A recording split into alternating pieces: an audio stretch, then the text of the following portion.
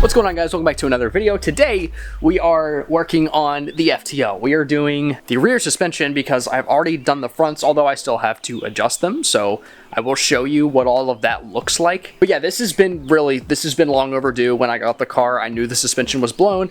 And as a matter of fact, let me move this into the light so you can see it a little bit better. But yeah, this is the stock strut. And it is so blown. So yeah, the stock suspension was absolutely gone. And every time I was driving this car, it was vibrating like crazy. So yeah, this really needed to be done. So I'm gonna go ahead and get started. I have to take the trunk liner out first because the bolts are on top inside the car. So yeah, let's go ahead and get started. By the way, I don't know if I forgot to mention it, but the coilovers we're putting on are Silver's Neomax. Okay, I got the trunk liner peeled back on the right. And you can see right there, there's the top of the strut. So there's two bolts on the top that need access, and I actually need the same thing on the other side, and then we'll be good. All right, so the back wheel is off. It's just trailing arm suspension, so it's not that complicated. I just have the two bolts up top, and let's see, one bolt on the bottom, and that's literally it. It's just three bolts, and then I just gotta adjust it. Oh my God, dude.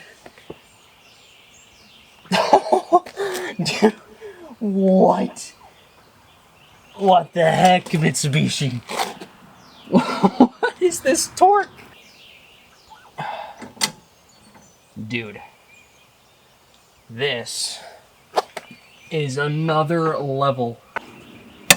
That is the tightest bolt I think I've ever had to undo off of a suspension piece. How many threads do we really need? Thank you. Jeez, this stupid thing. My God. What size are these bolts? They look like 14s. We're gonna go with 14.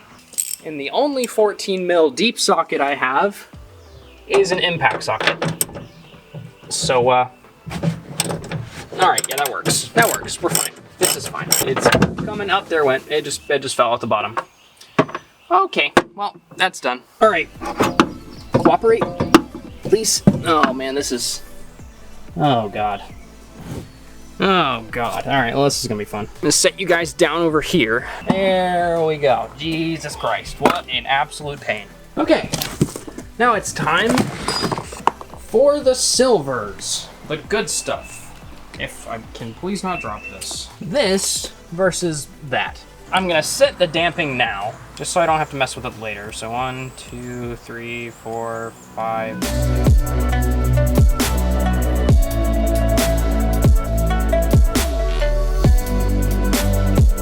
Now I just gotta replicate that on the other side, and then I will show you guys the front. All right, it's a new day, hence the slight outfit change. But here's the fronts. All right, the fronts were kind of a breeze. The only thing that kind of got in the way was this little stud right here. The stock strut has these little studs on them too, but they are different sizes. The one on the stock strut is a bit bigger than the one on the Silver's coilover, so I had to source my own nut to actually bolt this bracket on. But everything else is super easy, just bolts right in. And all I really have left to do at this point is just set the heights, lower it down, and we'll see how she looks.